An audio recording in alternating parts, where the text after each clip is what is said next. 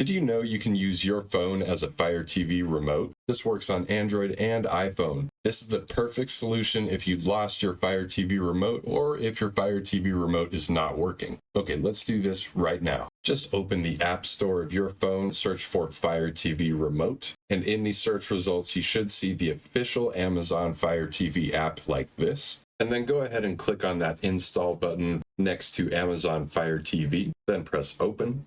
Now just wait for the app to load up. You want to make sure your phone is on the same Wi-Fi network as your Fire TV. And then once your device is set up, you just want to select that device under where it says Connect to Remote. Select the name of your Fire TV. Then look on the screen of your TV and enter the code. Just like that. And now you should be connected to your Fire TV. Now just use the up, down, left, right buttons and the center button. Use this app like you would your normal Fire TV remote. You can press the home button to wake up your Fire TV if it fell asleep. And that's it, everybody. Subscribe and smash that like button for more Fire TV tips.